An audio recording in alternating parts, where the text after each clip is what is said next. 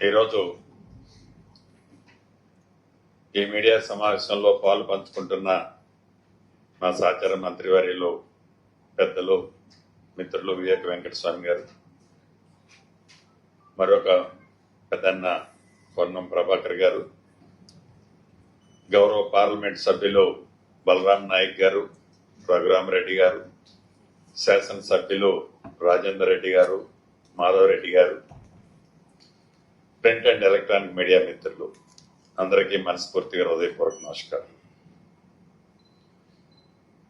ప్రధానంగా గడిచిన కొన్ని రోజుల నుంచి ప్రధాన ప్రతిపక్షమని చెప్పుకుంటున్న నాయకులు ఏవైతే ఒళ్ళంతా విషాన్ని నింపుకొని ఈ ప్రజా ప్రభుత్వము, ఈ ఇందిరమ్మ ప్రభుత్వంలో చేస్తున్న అభివృద్ధి కార్యక్రమాలు కానీ, పేదవాళ్ళకి ఇస్తున్న సంక్షేమ కార్యక్రమాల గురించి కానీ జీర్ణించుకోలేక ఏవైతే గడిచిన ఏ ఎన్నికలు జరిగినా, అది చివరిలో జరిగిన మున్సిపల్ కార్పొరేషన్ అర్బన్ లో జరిగిన ఎన్నికలు కావచ్చు, రూరల్ ప్రాంతంలో జరిగిన గ్రామ పంచాయతీ ఎన్నికలు కావచ్చు, బై ఎలక్షన్లు అయిన జూబ్లీ హిల్స్ కంటోన్మెంట్ ఆనాడు బీఆర్ఎస్ శాసనసభ్యులు అకస్మాత్తుగా చనిపోతే వచ్చిన బై ఎలక్షన్లు కావచ్చు, పార్లమెంట్ ఎన్నికలు కావచ్చు, అసెంబ్లీ ఎన్నికలు కావచ్చు, ఏ ఎన్నికలు చూసినా స్టెప్ బై స్టెప్ ఈనాడు అధికారంలో ఉన్న కాంగ్రెస్ పార్టీ ప్రజా ఆదరణ పొందుతూ ఒక ఎన్నికలకి మించి ఒక ఎన్నికల ఫలితాలు, అది ఓట్ల శాతంలో కానివ్వండి, నియోజకవర్గాల పరంగా అత్యధికంగా కాంగ్రెస్ పార్టీ ఓట్లు వచ్చిన నియోజకవర్గాల పరిధిలో కానివ్వండి, మనం చూసినట్లయితే కాంగ్రెస్ పార్టీ ప్రతి ఎన్నికల్లో ప్రతిపక్షాలు ఊహించిన దానికంటే అత్యధిక ఓట్లు సాధించుకుని వస్తున్నది. కాబట్టే దాన్ని జీర్ణించుకోలేక ఇద్దరు భావమరుదులు, పితామహుడు అని చెప్పుకునే మహానుభావుడు ఫామ్ హౌస్ లో కూర్చొని ఈ ఇద్దరు ఒంటి నిండా విషమం నింపుకొని ఏ రకంగా ఈ ప్రభుత్వం మీద, అది నీళ్లకు సంబంధించిన విషయాలు కావచ్చు, మిగిలిన విషయాలు కావచ్చు, అది గోదావరి పరివాహక ప్రాంతంలో ఉన్న ప్రాజెక్టులు కావచ్చు, కృష్ణా పరివాహక ప్రాంతంలో ఉన్న ప్రాజెక్టులు కావచ్చు, ఈ ప్రాజెక్టుల మీద వారు మాట్లాడే తీరును చూస్తుంటే చాలా హాస్యాస్పదంగా, జనము అసహించుకునే విధంగా, నవ్వుకునే విధంగా, నిస్సిగ్గుగా ఎలా మాట్లాడుతున్నారో ప్రత్యక్షంగా మనం చూస్తున్నాం.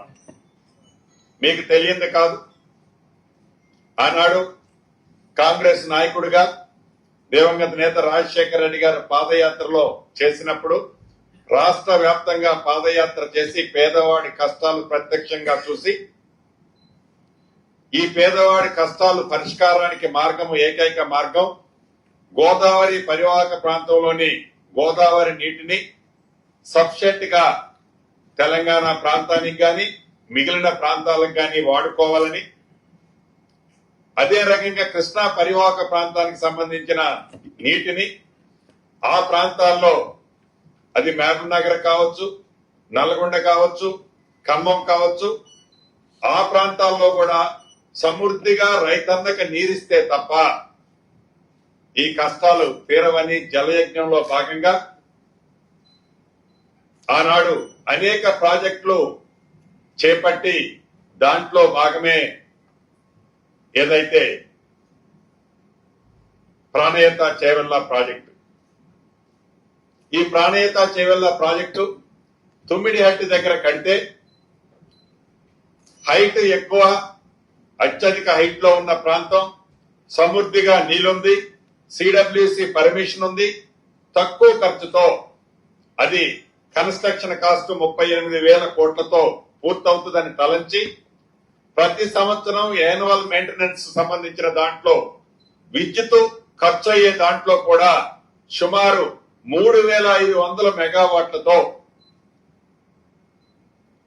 ఈ ప్రాజెక్టు 12 months సఫిషియెంట్ వాటర్ ఇవ్వచ్చు అని ఆనాడు అక్కడ ప్రాజెక్ట్ ని స్టార్ట్ చేసి సుమారు ఉమ్మడి ఆంధ్రప్రదేశ్ లోనే 5,600 కోట్లు పైగా ఖర్చు పెట్టడం జరిగింది. ఉమ్మడి ఆంధ్రప్రదేశ్ లో జలయజ్ఞంలో భాగంగా అటువంటి ప్రాజెక్టు రాష్ట్ర విభజన జరిగిన తర్వాత తెలంగాణ ప్రజల కోరిక మేరకు మా నాయకురాలు ఆనాడు యూపీఏ చైర్పర్సన్ గా శ్రీమతి సోనియా గాంధీ గారు తెలంగాణ ప్రజల ఘోషని గ్రహించి తెలంగాణ రాష్ట్రాన్ని ఇచ్చిన తర్వాత మాయమాటలు తమ్మి ఆనాటి ప్రభుత్వం 10 సంవత్సరాలు ఎవరైతే దొరల పాలన జరిగిందో ఆ దొరల పాలన జరిగిన టైంలో వారి టైంలో కూడా ఏదైతే ఈ ప్రాణీయత చేవల్ల తుమ్మిడిహట్టు దగ్గర ఆనాటి ఉమ్మడి ఆంధ్రప్రదేశ్ లో సుమారు 5,600 కోట్లు ఖర్చు పెట్టిన ఆ ప్రాజెక్టు మీద వీరు ముఖ్యమంత్రిగా ఉన్ననాటి ఆనాటి ముఖ్యమంత్రి కూడా సుమారు 6,400 కోట్లు దీని మీద ఖర్చు పెట్టడం జరిగింది. అంటే 38,000 కోట్లు ఖర్చుతో ఆ ప్రాజెక్టు సుమారు 16,40,000 ఆయకట్టుతో వస్తదని ప్రాజెక్ట్ రిపోర్ట్ తయారు చేసి 38,000 కోట్లతో స్టార్ట్ చేస్తే దాంట్లో 11,650 కోట్లు ఉమ్మడి ఆంధ్రప్రదేశ్ లో కానీ రాష్ట్ర విభజన తర్వాత కానీ ఖర్చు పెట్టడం జరిగింది. అటువంటి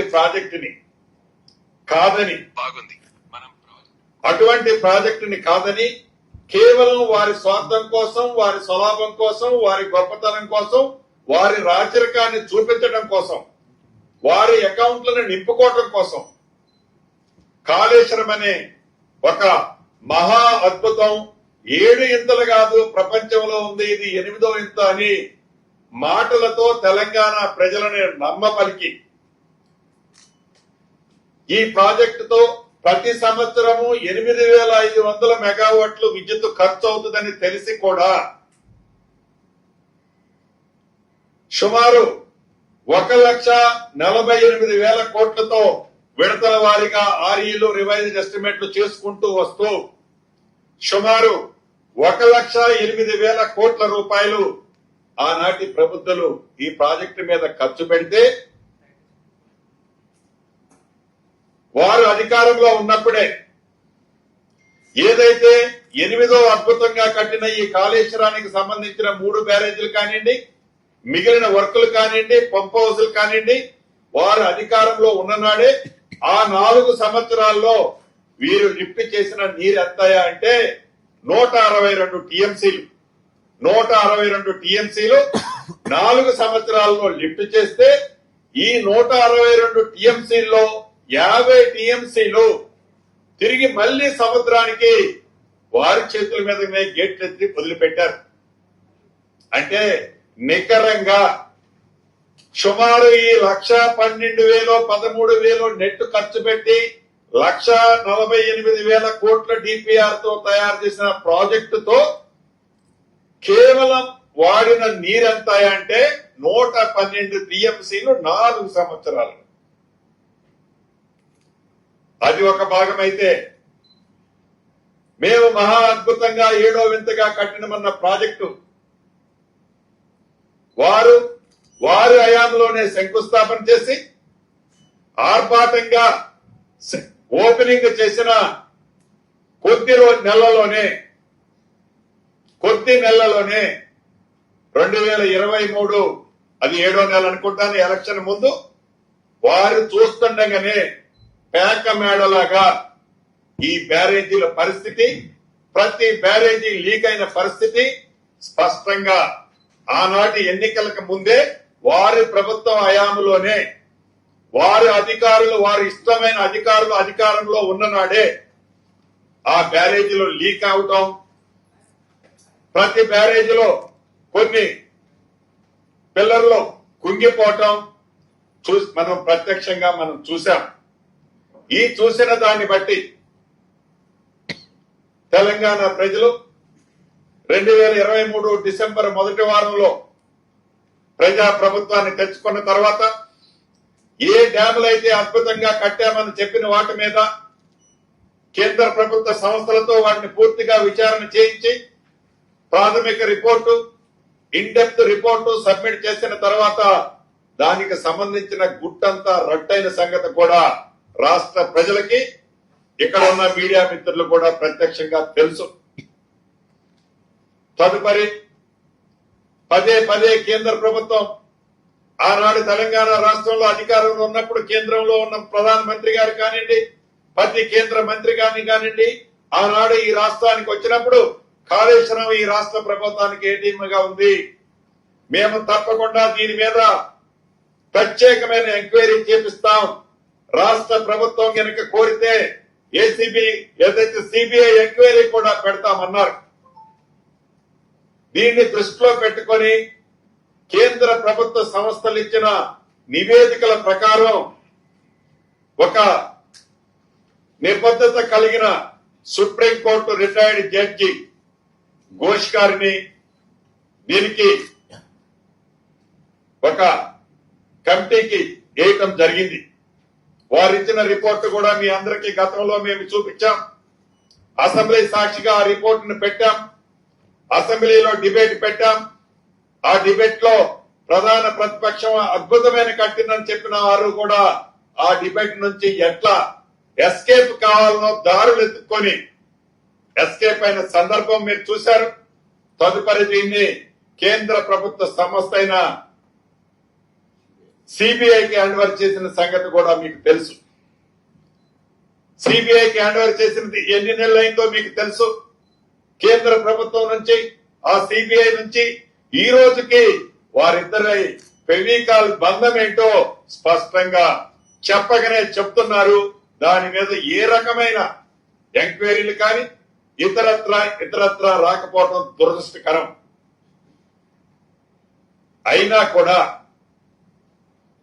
అనేక పర్యాయాలు గౌరవ ముఖ్యమంత్రి రేవంత్ రెడ్డి గారు కానివ్వండి, నీటిపారుదల శాఖ మంత్రి వర్యులు ఉత్తమ్ కుమార్ రెడ్డి గారు కానివ్వండి, అధికారులు కానివ్వండి, ఈ గోదావరి పరివాహక ప్రాంతానికి సంబంధించిన ప్రాజెక్టుల విషయంలో ఈ కాళేశ్వరంతో పాటు ఏదైతే తుమ్మిడి హట్టు దగ్గర ఆనాడు ఖర్చు పెట్టిన సుమారు 11,000 పైగా కోట్లు ఖర్చు పెట్టిన ఆ ప్రాజెక్టుతో పాటు దిగువన కట్టిన సీతారామ ప్రాజెక్టు విషయం కూడా ఎక్కడ కమిషన్లు ఎక్కువ వస్తాయో, ఎక్కడ మోటార్లు పంపులు కొంటే మనకి వాళ్ళకి ఎక్కువ కమిషన్లు వస్తాయో అటువంటి వర్కులే టేకప్ చేశారు తప్ప ప్రతి నియోజకవర్గానికి 1,00,000-1,50,000 ఎకరాలకు ఆయకట్టు ఇస్తామని చెప్పి ఈ ఆయకట్టు ఇస్తామన్న దగ్గర ఎక్కడా కూడా ఒక పిల్ల కాలువ కూడా ఆనాటి ప్రభుత్వం తవ్వని కారణంగా కాళేశ్వరానికి సంబంధించిన ఈ ఆయకట్టు కానివ్వండి, సీతారామకు సంబంధించిన ఆయకట్టు కానివ్వండి, ఎక్కడ ఆయకట్టు రాలేదనేది నగ్న సత్యం. ఇవన్నీ పదే పదే మా ఇరిగేషన్ శాఖ మంత్రి వర్యులు గౌరవ ముఖ్యమంత్రి గారు అనేక పర్యాయాలు అసెంబ్లీ సాక్షిగా చర్చిద్దాము రండి అంటే కుంటి షాకు చెప్పుకొని అభద్రతా భావనతో ఆనాడు 8వ అద్భుతం అని చెప్పిన మహానుభావుడు కానివ్వండి, వారు బావమరుదులు కానివ్వండి, ఈనాడు చర్చలో పూర్తిగా పాల్గొనటానికి వారు చెప్పాలనుకున్నది చెప్తారు. ఏదో ఏలు వంక వచ్చింది, కాలు వంకర ఉందని అసెంబ్లీ నుంచి బాయ్కాట్ చేసి వెళ్లిపోతుంటారు. చర్చించాలనే దాని సందర్భం వచ్చినప్పుడు వారి అసలు నాయకుడు ప్రధాన ప్రతిపక్ష నాయకుడు అసెంబ్లీకి రావాలి అని అనేక పర్యాయాలు ముఖ్యమంత్రి గారు గాని అసెంబ్లీలో నాయకులందరూ కూడా పదే పదే మీకున్న అపారమైన అనుభవం ఏదైతే ఉందో, మీకున్న అపారమైన పరిజ్ఞానం ఏదైతే ఉందో పదే పదే నా జ్ఞానాన్ని తెలంగాణ ప్రజలకి అంకితం చేశానని చెప్పిన మహానుభావుడు అసెంబ్లీకి రాడు. వారు తయారు చేసిన ఇద్దరు బావమరుదులు కూడా అప్ చేసిన అంబోటెడ్లలాగా అసెంబ్లీ లోపల అసెంబ్లీ బయట రంకెలేయటం తప్ప, ఒంటి నిండా విషమ నింపుకొని కక్కటం తప్ప నిజాలని నిర్భయంగా ఒప్పుకోవటం కానీ, చేసిన తప్పుని తప్పైందని కాదు తప్పు కాకపోతే ఇది మాది రైట్ అని కానీ ఏ రోజు చెప్పడానికి వారికి సాహసం లేకనే అసెంబ్లీకి రాకపోవటం, వచ్చిన అసెంబ్లీ అయిందాక అసెంబ్లీలో ఉండకపోవటం కారణం అదే. ఈనాడు దిగువ రాష్ట్రానికి సంబంధించిన నీటి వినియోగానికి సంబంధించిన అంశాలు గాని, తెలంగాణ రాష్ట్రానికి ఇటు గోదావరి కృష్ణాకి సంబంధించిన నీటి వాటాల విషయంలో కానీ అనేక పర్యాయాలు అనేక సందర్భాల్లో ఇందాక నేను చెప్పినట్టు ముఖ్యమంత్రి గారు గాని, నీటిపారుదల శాఖ మంత్రి గారు గాని ఒక్క చుక్కను కూడా ఈ రాష్ట్ర ప్రయోజనాలకు సంబంధించిన దాన్ని వదులుకునేదే లేదు, ఎంతటి దానికైనా మేము సిద్ధమని అనేక సార్లు చెప్పినా అదే వంకర కూతలతో, అదే కారుకూతలతో, అదే విషపూరితమైన ఆలోచనలతో మాట్లాడుతూ ఆ పింక్ కలర్ కు సంబంధించిన ఈ ట్యూబులు ఆ ట్యూబులు ఆ మీడియా ద్వారా వక్ర మార్గానికి డైవర్ట్ చేయడానికి తాపత్రయపడుతున్నారే తప్ప వారు చేసిన తప్పులు, వారు తెలంగాణ సొత్తు 1,00,000 కోట్ల పైగా ఏదైతే నీటి పారుదలలో కొల్లగొట్టిన సొమ్ము ఎక్కడ బయటకు వస్తుందో అని వక్ర మార్గానికి పంపించడానికి తాపత్రయపడుతున్న తీరు తెలంగాణ ప్రజలు గ్రహించారు కాబట్టి గడిచిన ప్రతి ఎన్నికల్లో వారికి ఆ ఫలితాలు ఇచ్చారు. అయినా ఇంకా నిస్సిగ్గుగా ఎక్కడ ఏ ఇన్సిడెంట్ జరిగితే మనం చూస్తుంటాం, శవాల మీద చిల్లరేరుకునే ఆలోచనతో కేవలం విషము చిమ్మాలనే దురుద్దేశంతో తప్ప ఒక మంచి ఆలోచన, ఒక మంచి పద్ధతి ప్రభుత్వానికి సూచించాలని గాని, సలహా ఇవ్వాలని గాని వారి మనసుకి కానీ వారి ఆలోచనకి కానీ రాకపోవడం దురదృష్టకరం. ఏది ఏమైనా ప్రత్యక్షంగా మనం చూస్తున్నాం, ఈ గడిచిన 2 సంవత్సరాల నుంచి ఈ నీటిపారుదలకు సంబంధించిన అంశాల్లో పంపులు మోటార్లు కొని ఎక్కడైతే మేజర్ కమిషన్లు వస్తాయో మేజర్ కమిషన్లకు సంబంధించిన వర్కులు చేసి వదిలేసిపోతే ఈ ప్రభుత్వం బేషజాలకు పోకుండా, ఆ ప్రభుత్వం కట్టిందని ఏ ప్రాజెక్టుని క్యాన్సిల్ చేయకుండా, వారు కట్టిన ప్రాజెక్టులు కూలిపోతే, వారు కట్టిన ప్రాజెక్టులన్నీ చెల్లాచెదరం అయిపోతుంటే ఆ ప్రాజెక్టులన్నింటినీ చక్కదిద్ది దానికి కావలసిన అంశాలను కూడా ఈ ప్రభుత్వం ఈనాడు రైట్ ట్రాక్ లో పెట్టే అంశాన్ని కూడా చిత్తశుద్ధితో పరిశీలిస్తూ 8,18,000 కోట్లు ధనిక తెలంగాణ రాష్ట్రాన్ని అప్పుల పాలు చేసిన సంక్షేమ కార్యక్రమాలు ఏ పేదవాడికి తగ్గకుండా ఇస్తూ అభివృద్ధి కార్యక్రమాల్లో కూడా ఈ ప్రభుత్వం చిత్తశుద్ధితో నిజాయితీతో పేదవాడికి ఇచ్చే సంక్షేమ కార్యక్రమాలతో పాటు రాష్ట్ర అభివృద్ధిని కూడా ఎక్కడా కుంటిపడకుండా ముందుకు తీసుకుపోతున్నది. కాబట్టి ప్రతి ఎన్నికల్లో ఈ ఇందిరమ్మ ప్రభుత్వాన్ని ప్రతి పేదవాడి దీవెనలతో దీవిస్తుంది. కాబట్టి ఈ రకమైన ఫలితాలు వస్తున్నాయి. ఇది జీర్ణించుకోలేక చెరొక పక్క బావమర్దులు, చెరొక పక్క విషాన్ని కమ్ముతూ నిత్యము విషాన్ని కమ్ముతూ పెయిడ్ ఆర్టిస్టులతో యూట్యూబ్ ఆర్ట్యూబుల్ని వాడుకుంటూ పింక్ కలర్ ని మీదేసుకొని తిరుగుతూ విషపూరితమైన వారి ఆలోచనల్ని రాష్ట్ర ప్రజలు గ్రహించారు. కానీ వారికి వారి నాయకుడికి గ్రహించకపోవటం దురదృష్టకరం, బాధాకరం. ఇప్పటికైనా రేపు అసెంబ్లీ 16వ తారీఖు నుంచి స్టార్ట్ అవుతుంది.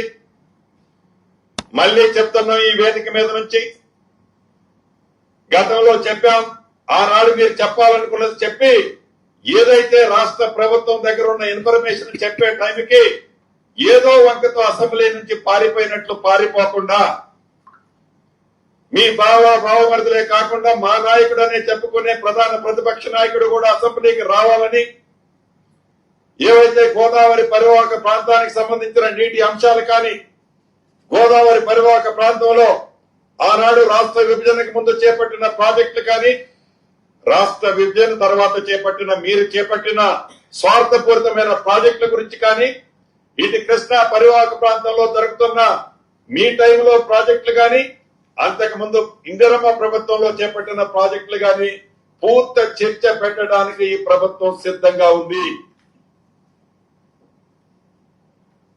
తప్పకుండా రేపు జరగబోయే అసెంబ్లీకి ప్రధాన ప్రతిపక్ష నాయకుడితో పాటు సమావేశాలు పూర్తిగా అయిందాక రంకెలతో కాకుండా, స్వార్థపూరితమైన ఆలోచనలతో కాకుండా నిజము ఎక్కడ బయటపడుద్దో అని నిజాన్ని జీర్ణించుకోలేక ఒంటి నిండా విషము నింపుకొని మీరు ప్రవర్తించొద్దని కూడా ఈ వేదిక ద్వారా ప్రధాన ప్రతిపక్షంగా ఊహించుకుంటున్న నాయకులకి మరొకసారి తెలుపుతూ,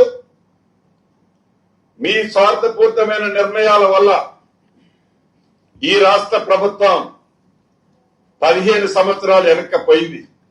అయినా కూడా ఈ ప్రజా ప్రభుత్వం ఈ గడిచిన 2 సంవత్సరాలతో పాటు రాబోయే 3 సంవత్సరాలలో మీరు వెనక్కి నెట్టిన 15 సంవత్సరాలని మరొక 10 సంవత్సరాలు ముందుకు తీసుకొచ్చే బాధ్యత ఈ ప్రభుత్వం గౌరవ ముఖ్యమంత్రి రేవంత్ రెడ్డి గారి నాయకత్వంలో తప్పకుండా ముందుకు పోతుంది, తీసుకుపోతుందని మీకున్న మంచి ఆలోచనలుంటే తప్పకుండా మీ సూచనలో సలహాలు ఇస్తే సేకరిస్తాం. విషము చెమ్మటం తగ్గించుకొని మీ ఆరోగ్యాన్ని భద్రంగా ఉంచుకొని ఈ రాష్ట్ర ప్రజలకి మంచి జరిగే సూచనలు, మంచి జరిగే ఆలోచనలు మీరు ఇస్తారని రాష్ట్ర ప్రభుత్వ పక్షాన మా సహచరులతో పాటు నేను కూడా అనుకుంటూ, కోరుకుంటూ, ఇప్పటికైనా 10 సంవత్సరాల్లో మీరు చేయని అభివృద్ధి సంక్షేమం ఈ ప్రభుత్వం చేస్తుంది, దాన్ని జీర్ణించుకోవాలని, మీరు వంట పట్టుకోవాలని మనస్ఫూర్తిగా మరొకసారి మీకు తెలుపుతూ ఇప్పుడు మా సహచర మంత్రులు మాట్లాడవలసిందిగా కోరుతున్నారు. పెద్దలు గౌరవ మంత్రి పొంగులేటి శ్రీనివాసరెడ్డి గారు, డాక్టర్ వివేక్ గారు, గౌరవ ప్రజాప్రతినిధులు అందరూ కలిసి చేసిన ప్రెస్ కాన్ఫరెన్స్ సంబంధించి సూటిగా ఒక ప్రశ్న భారతీయ జనతా పార్టీని గాని భారతీయ రాష్ట్ర సమితిని గాని అడుగుతా ఉన్నాం. మీరు నిర్మించిన ప్రాజెక్టు నిర్మించే సందర్భంలో ఆనాటి గవర్నర్ గారి సందర్శన గాని ఇతరుల యొక్క అన్ని నియోజకవర్గాల నుంచి బస్సులు పెట్టి తీసుకుపోయి చూపెట్టేటువంటి సందర్భాన్ని ఒకసారి జ్ఞాపకం చేస్తాను. ఇది కేసీఆర్ బ్రెయిన్ చైల్డ్ రీ ఇంజనీర్ కూర్చొని దానికి సంబంధించినటువంటి ఏ కారు ఎక్కడ కట్టాలి, చరిత్రలో ఇంత సిమెంట్ వర్క్ అంటే దాని కాంక్రీట్ వర్క్ ఎన్నడూ జరగలే అని అనేక సందర్భాల్లో బీబీసీలో కూడా స్టోరీలు ఫైల్ చేసుకున్నటువంటి మీరు చెడైతే మాత్రం మాకు సంబంధం లేదనేటువంటి విధంగా వ్యవహరిస్తా ఉన్నారు. ఈరోజు ప్రాజెక్టుకు సంబంధించి నిర్మాణం కుంగడం మీ హయాంలోనే 2023లో జరిగిపోయినాయి. దాని ప్రాజెక్టు ప్రతి సంవత్సరానికి 196 టీఎంసీలు ఎత్తిపోస్తామని చెప్పిన మీరు 2019 నుంచి 2023 వరకు ఎత్తిపోసింది 162 టీఎంసీలు అయితే అందులో 50 టీఎంసీలు మళ్ళీ ఎల్లపల్లి నుంచి కిందికి వదిలినాయి. ఆల్లేదు సోల్లేదు కొడుకు పేరు సోమలింగం అని మా దగ్గర మా ప్రాంతానికి 2 టీఎంసీ కాలువల నీళ్లే రాలే, 3 టీఎంసీ పేరు మీద కమిషన్ల కోసం భూసేకరణ చేసి కాంట్రాక్ట్ ఇచ్చి అడ్వాన్సులు ఇచ్చి ఒక బీభత్సం సృష్టించి ఆ ప్రాంతాన్ని ఉత్తర తెలంగాణ మా జిల్లా పరిస్థితులు ఇబ్బందికరం చేశారు. ఈరోజు వాళ్ళు ఏమంటున్నారు, కాళేశ్వరం ఆనాడు కోదాడకైనా ఖమ్మంకైనా పెద్దపల్లికైనా ఎక్కడికైనా కాళేశ్వరం నీళ్లు మొదటి మీకే వస్తున్నాయని హరీశ్రావు గారు చెప్పి 10 జాగలు ఇచ్చినటువంటి పరిస్థితి. కాళేశ్వరం కుంగిపోయిన తర్వాత 2023లో 2023 సంవత్సరం 23-24 సంవత్సరానికి వేసినటువంటి పంట ఎంత, ఇరిగేటెడ్ ఏరియా ఎంత, ఉత్పత్తి వచ్చిందంతో ఒకసారి లెక్కలేస్తూ చూడమని చెప్తా ఉన్నాం. ఇలా మేము ఎందుకు మాట్లాడుతా ఉన్నామంటే ఈ యొక్క ప్రాజెక్టు వలన ఇప్పుడు నడుస్తున్నటువంటి ప్రభుత్వం మీద ఆర్థిక భారం ఎంత పడతా ఉందో తెలంగాణ ప్రజలు గమనించాల్సిన అవసరం ఉన్నది. అవస్థల గురించి తెలుసుకోవాల్సిన అవసరం ఉంది.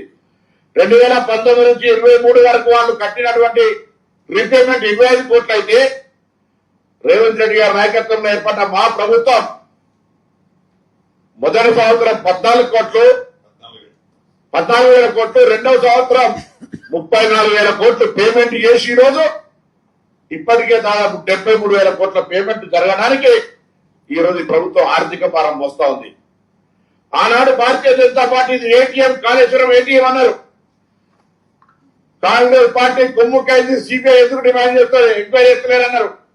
2 శాసనసభలో చర్చ చేసి సిబిఐ ఎంక్వైరీ చేస్తే ఇన్ని రోజుల దాకా ఎందుకు కార్యాచరణ తీసుకోకుండా అడ్డం పడుతున్నారో చెప్పమని చెప్తా ఉన్నాం. వీళ్ళు అడుగుతాను భారతీయ జనతా పార్టీని సూటిగా అడుగుతా ఉన్నాం. తెలంగాణ రాష్ట్ర ప్రభుత్వం ఈ కాళేశ్వర ప్రాజెక్టుకు సంబంధించిన అంశం మీద సిబిఐ విచారణకు మేము తీర్మానం చేసి రాష్ట్ర ప్రభుత్వానికి లేఖ రాసినాం. తదుపరి చర్యలు మీ ఇద్దరు స్నేహితం కారణంగా ఆగిపోతున్న మాట వాస్తవం కాదా? మీరు గతంలో గడ్కరీ గారి నుంచి మొదలెట్టుకుంటే, మీరు నడ్డా అమిత్ షా నుంచి మొదలెట్టుకుంటే ఇది కాళేశ్వరం టీఆర్ఎస్ పార్టీ ఏటీఎం అన్న మీరు ఇలా మీకు ఏటీఎం నుంచి ట్రాన్స్ఫర్ మరి మనీ ట్రాన్స్ఫర్ దానికి స్కీమ్ ఉంది, ఆ స్కీమ్ లాగా మారిందా ఏమో అర్థమైతలేదనే మాట మనం చెప్తాం. అంతేకాదు ఈరోజు తెలంగాణ ప్రాజెక్ట్ వస్తే తెలంగాణ యావత్ ప్రాజెక్టుల యొక్క పురోగతి బాగుంటుందని ఆకాంక్షించుకున్నాం. మొత్తం పైసలు తీసుకొని కాళేశ్వరాన్ని పెట్టిండ్రు రైట్, కానీ మీరు కృషి చేసుకొని కడతాన గవర్నర్ రిజర్వ్ గారు 2014లో మాట మాట్లాడింది. ఇవాళ కూడా అక్కడనే ఉంటాయి ఇవాళ పరిస్థితి.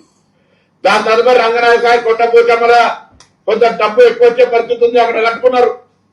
ఇవాళ మిగతా సంబంధించినటువంటి ఎక్కడైనా కూడా తీసుకుంటే ఈరోజు తెలంగాణ ప్రభుత్వం సంబంధించి ఒక్క ప్రయోజనం కూడా రైతాంగానికి జరగకుండా ఆర్థికంగా భారం పడ్డటువంటి పరిస్థితిని తెలంగాణ ప్రజలకు చెప్పేటువంటి ప్రయత్నం చేస్తాం. శాసనసభ ఏర్పడగానే రాష్ట్ర ఆర్థిక శ్వేతపత్రాన్ని ఇచ్చినాం. కాళేశ్వరం సంబంధించి కమిషన్ విచారణ తర్వాత శాసనసభలో చర్చ చేసినాం. చర్చలో ఉన్నటువంటి ఫైండ్స్ ఆధారంగా కేంద్ర ప్రభుత్వం నిర్ణయం తీసుకొని చర్యలు తీసుకోవాలని కోరడం జరిగింది. ఇంత పారదర్శకంగా తెలంగాణ ప్రభుత్వం ప్రాజెక్టుల నిర్మాణం, రాష్ట్ర ఆర్థిక పరిస్థితి అన్ని కూడా ఒక వ్యవహారికంగా నడుపుకుంటూ ఇప్పుడు కొత్త ప్రాజెక్టులు, మిగిలిపోయినటువంటి ప్రాజెక్టులను ముందుకు తీసుకుపోయే దశ లోపల ఇంతకుముందు శ్రీనివాస్ రెడ్డి గారు చెప్పినట్టుగా తెలంగాణ సమాజం మీదనే, అంటే ప్రభుత్వం అంటే సమాజం విషం జమ్ముతూ తెలంగాణ ప్రయోజనాలకు వ్యతిరేకంగా మేమే తెలంగాణ ఛాంపియన్ అని చెప్పుకునే వాళ్ళు వ్యక్తిగత ప్రయోజనాలకు మాత్రమే పరిమితమై, రాజకీయ ప్రయోజనాలకు మాత్రమే పరిమితమై, రాజకీయ కక్ష సాధింపుగా ఈరోజు ఈ ప్రభుత్వాన్ని బదనాం చేసే ప్రయత్నం చేస్తా ఉన్నారు. ఇది ప్రజలు గమనించాలి. వాస్తవాలు ఇవి. ఇవాళ తెలంగాణ పెట్టిన అప్పులకు, కాళేశ్వరం పెట్టిన అప్పులకు ఈ రాష్ట్ర ప్రస్తుత ఆర్థిక బడ్జెట్ లోనే 14,000, 34,000 దాదాపు 48,000 కోట్లను ఇవాళ తెలంగాణ ఈ ప్రజాపాలన ప్రభుత్వం భరించింది అని చెప్పేటువంటి ప్రయత్నం చేస్తా ఉన్నాం. తప్పకుండా ఇరిగేషన్ అనేది మా కాంగ్రెస్ పార్టీ ప్రభుత్వాలకు, ఇలా కాంగ్రెస్ అంటేనే ఇరిగేషన్ ప్రాజెక్టులకు సంబంధించిన చరిత్ర. ఇలా ఈ దేశం మొత్తం మీద ఏ ప్రాజెక్టు తీసుకున్నా కాంగ్రెస్ హయాంలో నిర్మించబడ్డాయి. నెహ్రూ కాలం నుంచి తీసుకుని ఇప్పటిదాకా కూడా.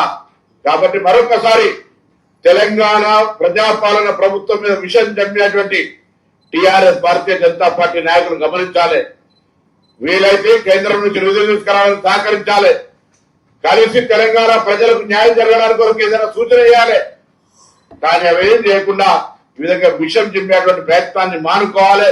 లేకపోతే ప్రజలు ఇప్పటికే పార్లమెంట్ ఎన్నికల్లో, స్థానిక సంస్థల్లో, శాసనసభ ఉప ఎన్నికల్లో, మున్సిపల్ ఎన్నికల్లో కర్లు రాల్చి వాత పెట్టిండ్రు.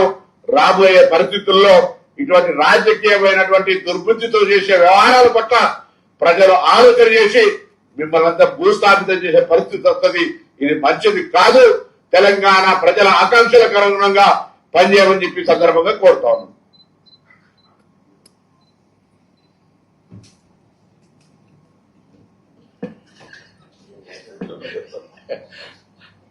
అందరికీ నమస్కారం.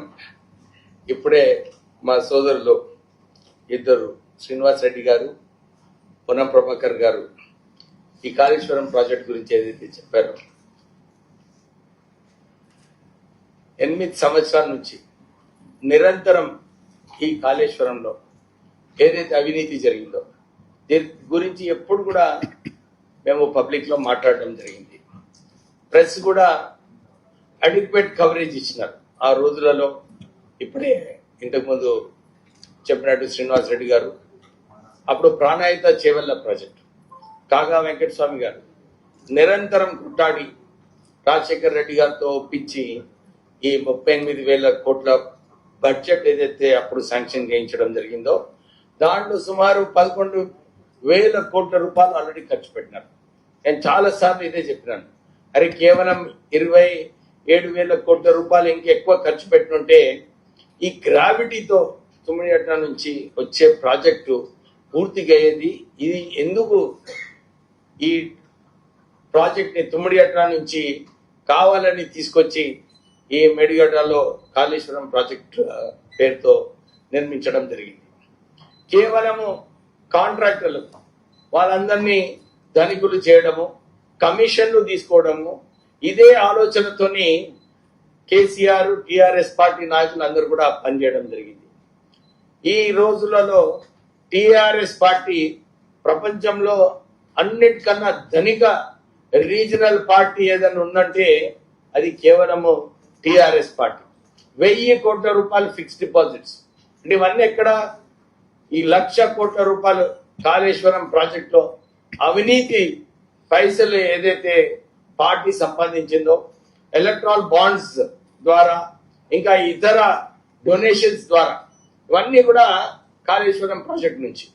ఇప్పుడే మంత్రులు చెప్పినట్టు సుమారు 1,70,000 కోట్ల రూపాయలు ఈ రోజు వరకు ఈ కాళేశ్వరం ప్రాజెక్ట్ లో ఖర్చు పెట్టడం జరిగింది. 1,00,000 కోట్ల రూపాయలు క్యాపిటల్ ఇన్వెస్ట్మెంట్, 70,000 కోట్ల రూపాయలు ఈ రీపేమెంట్ ఏదైతే రాష్ట్ర ప్రభుత్వం చేసిందో అంటే 1,70,000 కోట్ల రూపాయలు ఖర్చు పెట్టిన తర్వాత కూడా కేవలం మనకు 1,200 టీఎంసీ నీళ్లు ఏదైతే మనం ఉపయోగించుకోవాలో దాంట్లో కేవలం 100 టీఎంసీ నీళ్లే రాష్ట్ర అప్పటి నుంచి మనము వాడుకోవడం జరిగింది.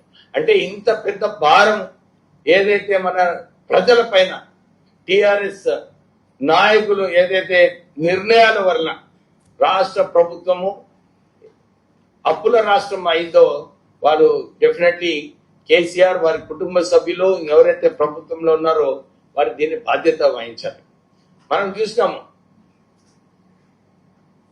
మల్లన్న సాగర్ ప్రాజెక్ట్ ప్రపంచంలోనే ఎక్కడ కూడా 50 టీఎంసీ బ్యారేజ్ లేదు, కానీ కావాలని అక్కడ సిద్దిపేటలో ఈ మల్లన్న సాగర్ ప్రాజెక్ట్ లో 50 టీఎంసీ బ్యారేజ్ కట్టినారు. ఈ రోజు కూడా కేవలం 10 టీఎంసీ నీళ్లే వాడుతున్నారు.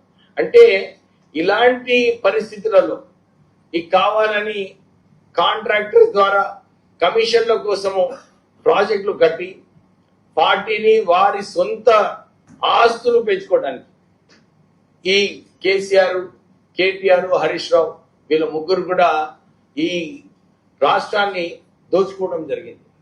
ఇప్పుడే వారు చెప్పినట్టు ఏవో మంచి అవకాశం ఈ సిబిఐ ఎంక్వైరీ ద్వారా ఏదైతే నిధులు దోచుకున్నారో ఈ సిబిఐ ఎంక్వైరీ ద్వారా నిధులు దోచుకొని ఈ సరైన ఎంక్వైరీ చేసి ఎవరైతే దీన్ని ఈ రాష్ట్రాన్ని లూటీ చేసినారో వారిపైన కఠిన చర్యలు తీసుకోవాలని చెప్పి కోరుతున్నాము.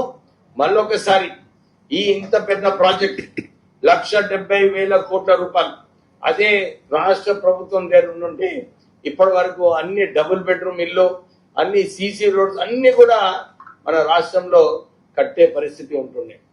వీళ్ళ సొంత ఆస్తులు పెంచుకోవడానికి ఈ కాళేశ్వరం ప్రాజెక్టు ఏటీఎం ప్రాజెక్ట్ అయింది. దానివల్లనే ఈ టిఆర్ఎస్ నాయకులు ఏదైతే ఇప్పుడే చెప్పినట్టు మంత్రివర్గులు మున్సిపల్ ఎలక్షన్స్ లో, సర్పంచ్ ఎలక్షన్స్ లో వీరు పోయి ఎక్కడ క్యాంపెయిన్ చేసినా కానీ టిఆర్ఎస్ పార్టీ అక్కడ సక్సెస్ఫుల్ లేదు. సో వారు ఏదైతే ఊహించుకుంటున్నారో సోషల్ మీడియాలో కొంచెం ఇష్టం వచ్చినట్టు వార్తలు పెట్టుకొని జూబ్లీ హిల్స్ కంటోన్మెంట్ లో 2 బై ఎలక్షన్లలో ప్రజలు ఒక తీర్మానం ఇవ్వడం జరిగింది. వారి లీడర్షిప్ పైన ప్రజలు ఏదైతే 23 అసెంబ్లీ ఎలక్షన్లలో తర్వాత పార్లమెంట్ ఎలక్షన్లలో టిఆర్ఎస్ వ్యతిరేకంగా ఇచ్చినారో అదే తీర్మానం ఈ బై ఎలక్షన్స్ లో సర్పంచ్ ఎలక్షన్స్ లో, మున్సిపల్ ఎలక్షన్స్ లో చూపించినారు. సో ప్రజలందరూ కూడా ప్రజాపాలన, కాంగ్రెస్ ప్రభుత్వం, రేవంత్ రెడ్డి గారు ఈ రాష్ట్రాన్ని ఏదైతే ముందుకు తీసుకెళ్తున్నారో ప్రజలందరూ కూడా సంతోషిస్తున్నారు. సార్ అందరూ బాగానే ఉంది కానీ కేతనపల్లి ఏమేది సార్? కేతనపల్లి అది అక్కడ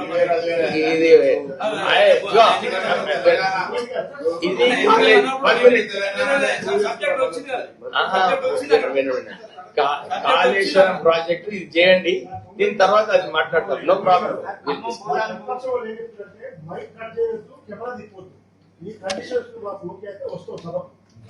ఏనాడు అసెంబ్లీలో మైక్ కట్ చేయటం గాని ఏది కెమెరా తిప్పటం గాని జరగదు. అది వారి సంస్కృతి.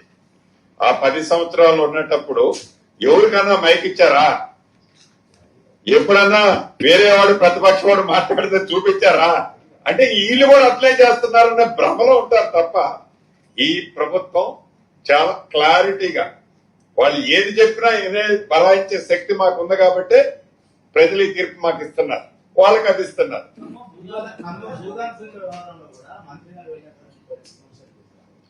ఏ మంత్రి గారు ఇంకా వారు అదే కాల్లో ఉంటున్నారు, ఇంకా మంత్రి అదే. దయచేసి ఇక్కడ ఒకటే గమనించాలి, మిత్రులు అడుగుతున్నారు కాబట్టి డైవర్ట్ అయిపోతే ఒక్కటే మాట చెప్తున్నా. ఏదైతే గ్లోబల్ ప్రచారం చేస్తున్నాడో, పేదవాళ్ళు ఇల్లు కూలగొడుతున్నారని చెప్తున్నారో, ఎక్సెట్రా ఎక్సెట్రా ఏదైతే మాట్లాడుతున్నాడో, మా పేటెంటే పేదోళ్ళు, పేదవాళ్ళదే ఈ ప్రభుత్వం. వాళ్ళ దీవెనలతో, వాళ్ళ ఆశీర్వాదంతో నిలబడ్డ ప్రభుత్వం ఇది. ఆ క్లారిటీ మాకుంది.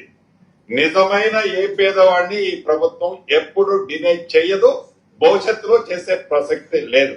ఖమ్మం సబ్జెక్టు సంబంధించిన దాంట్లో కూడా పేదవాళ్ళు, నిరుపేదలు ఎవరైతే అభాగ్యులు ఉన్నారో ఆ శాఖ మంత్రిగా, ఇళ్ళిచ్చే శాఖ మంత్రిగా, ఇళ్ల స్థలాలు ఇచ్చే శాఖ మంత్రిగా చెప్తున్నా. ముఖ్యమంత్రి గారు కూడా నాకు స్పష్టంగా చెప్పడం జరిగింది. నష్టపోయే వాళ్ళు, అర్హులైన వాళ్ళు, గతంలో ఎవరైతే తీసుకొని నిరుపేదలు అక్కడ నివసిస్తున్నారో, ఇళ్ల స్థలాలు కానీ ఇతరత్ర బెనిఫిట్ పొందిన వాళ్ళు ఉన్నారో వాళ్ళందరికీ తగు న్యాయం ఆ శాఖ మంత్రిగా గౌరవ ముఖ్యమంత్రి గారి సూచనలతో 100కు 100% చేస్తాం. ఈ సందర్భంగా మీకు కూడా రాష్ట్ర ప్రజలకి ఈ గ్లోబల్ ప్రచారం చేస్తున్న దానికి ఒక ప్రత్యక్ష సాక్ష్యం ఈ ఖమ్మం వెలుగుమట్లకు సంబంధించిందే మీకు చెప్పదలుచుకున్నా. ఏదైతే 15/7/2023 నాడు 15/7/2023 నాడు ఆనాటి ప్రభుత్వం, అహంకారపూరితమైన ప్రభుత్వం, బీఆర్ఎస్ ప్రభుత్వం పరిపాలనలో ఉంది.